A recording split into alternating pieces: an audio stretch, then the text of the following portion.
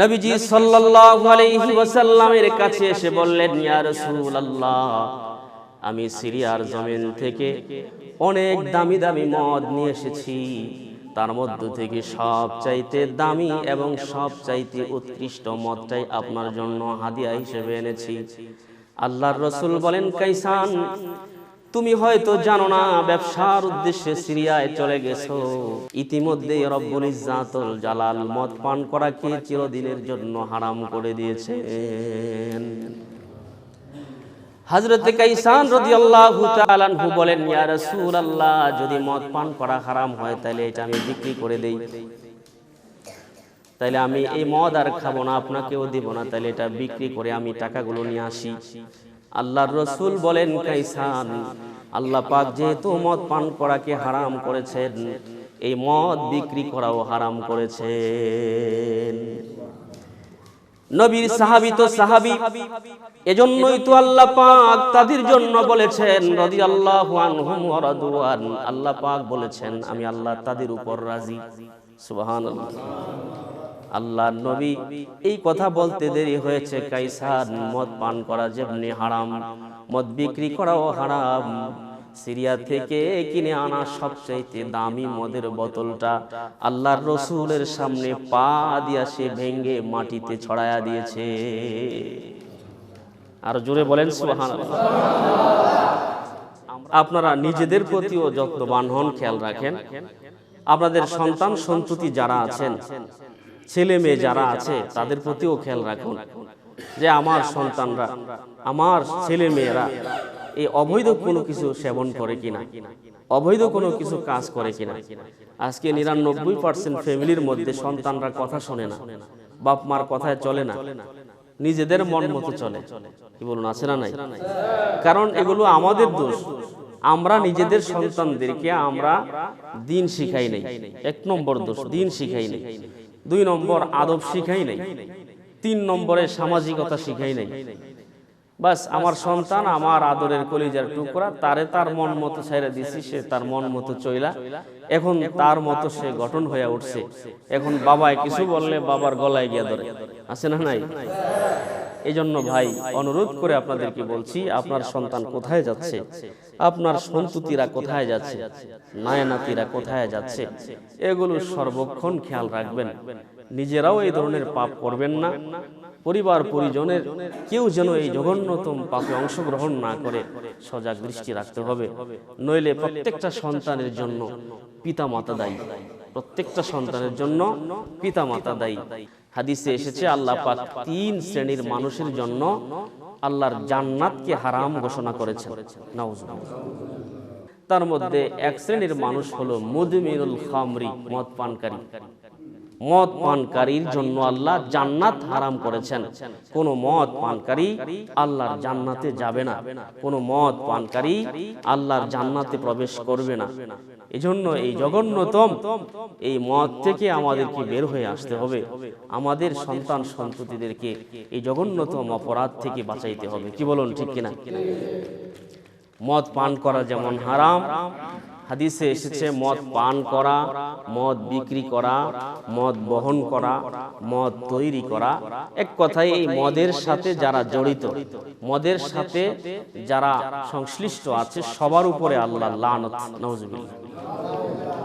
কিন্তু দুঃখের সাথে আমাদের বলতে হয়, বাংলাদেশে আইন আছে, হ্যাঁ, মদ পান করলে পুলিশে ধরে, জুয়া খেললে পুলিশে ধরে। কি বলেন, ধরে কিনা? কিন্তু আবার বাংলাদেশের তারাই, হ্যাঁ, রাষ্ট্রীয় পক্ষ থেকে মদের লাইসেন্স দেওয়া আছে, মদের লাইসেন্স দেওয়া আছে, মদ ফ্যাক্টরিতে বানায়, এগোরে ধরে না। কি বুঝলেন? মদ যেখানে বানায় ওইখানে ধরলে না কাজ হইতো। কি বলেন, ঠিক কিনা? মদের লাইসেন্স আছে, মদ তৈরি হচ্ছে ফ্যাক্টরিতে, সেখানে বাধা নাই। ওই মদ যেই ব্যক্তি এলাকার এক কোনায় একজনে মদ খাইছে, জানলে তারে দইরা নিয়ে জেলে পড়তেছে। আচ্ছা, এরকম যদি 100 বছর মদ খোরে দইরা দইরা জেলও নেয়, আচ্ছা, মদ খাওয়া সমাজে বন্ধ হইব নাকি মদের ফ্যাক্টরিগুলি বন্ধ করতে হইব? যেখানে উৎপাদন হয়, বানায়, ওই জায়গা বন্ধ করলে না খাউইনার আর বিচারা হইতো না। কি বলেন, ঠিক কিনা? এখন সুশীল সমাজের কিছু লোক আছে গার কাইট করে কইব বলে মুসলমানের জন্য না মদ হারাম, হিন্দুদের জন্য কি মদ হারাম নাকি? ব্যাস আপনার এক কথাই কাইট। আপনি যে কইবেন ঠিক হইতো, মুসলমান বাংলাদেশে তো খালি মুসলমান না, হিন্দু আছে, খ্রিস্টান আছে, বৌদ্ধ আছে, ভিন্ন জাতিরা আছে, তারা মদ খাইলে অসুবিধা কি, মদ বানাক। কিন্তু কথা হচ্ছে ভাই, আমাদের এই ছোট্ট বাংলাদেশে ভিন্ন ধর্মের মানুষ আছে, এটা আমরা মানি, কিন্তু মুসলমানের সংখ্যা সবচেয়ে বেশি। বলেন ঠিক কিনা? এটা রাষ্ট্রীয়ভাবে নিষেধ করা দরকার ছিল, এবং যেখানে তৈরি হচ্ছে এই ফ্যাক্টরিগুলি বন্ধ করা দরকার ছিল। তাইলে সমাজের লোকেরা, এই যুবক ছেলেরা মদ আর ইয়াবা ট্যাবলেট খুঁজে পাইতো না। কি বলেন ঠিক কিনা? এটা যদিও তারা আনতো, কিন্তু ব্যাপারটা ছিল খুব দুষ্কর ব্যাপার, আর এটা এখন হাতের নাগালে আছে।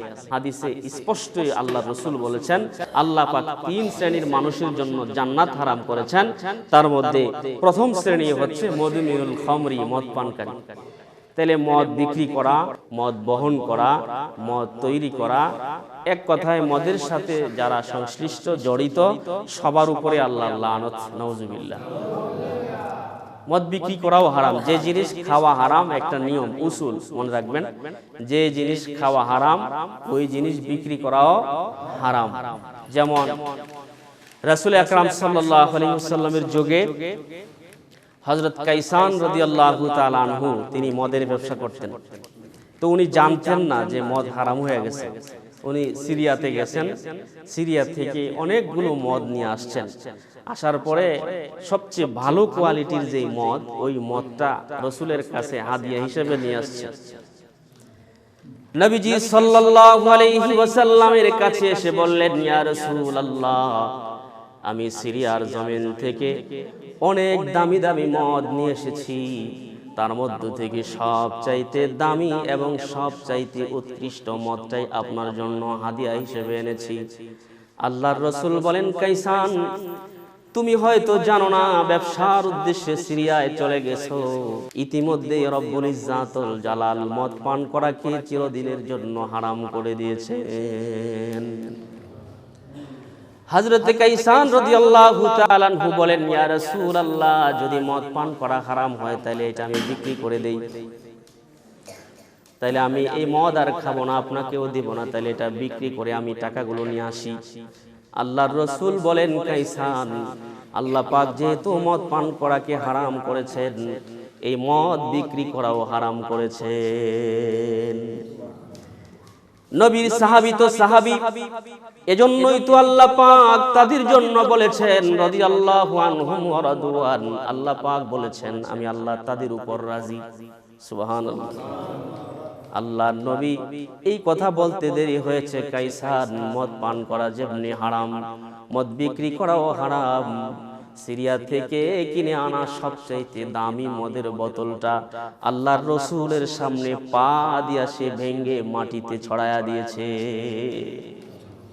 আর জোরে বলেন সুবহানাল্লাহ। আমার মুসলমান ভাইরা, যেদিন এই মদ এবং জুয়া হারামের ঘোষণা হয়েছে, আয়াত নাজিল হয়েছে, সাহাবীরা একটা আসরে মদ পান করছিল, একজন মদ পরিবেশন করছিলেন। ইতিমধ্যেই একজন ঘোষণাকারী বাহির থেকে ঘোষণা দিলেন, এ মক্কা মদিনার লোকেরা, তোমরা শোনো, আজ থেকে মক্কা মদিনার জমিনে এমনকি বিশ্ব মুসলিম জাতির জন্য চিরদিনের জন্য আল্লাহ পাক মদ পান করার জুয়া খেলাকে হারাম ঘোষণা করেছেন। যিনি মদ পরিবেশন করছিলেন ওই সাহাবী বর্ণনা করেন, জগৎবাসী তোমরা শোনো, যে মাত্র বাহির থেকে এই আওয়াজটা আমাদের কানে আসলো, মদ ঘোষণা করেছে আল্লাহ পাক, মদ এবং জুয়াকে হারাম ঘোষণা করেছেন। এই আওয়াজটা আমাদের কানে আসার সঙ্গে সঙ্গে যার হাতে মদের পেয়ালা ছিল হাত থেকে ফালায়া মদের পেয়ালাগুলো ভাঙ্গিয়া দিছে, সামনে যে মদের মটকাগুলো ছিল এগুলো ভাঙ্গিয়া ছড়ায়া দিয়েছে। আর যারা মদ মুখে নিয়েছিল তারা কুলি করেছে, কেউ ওয়াজি করেছে, কেউ গোসল করেছে।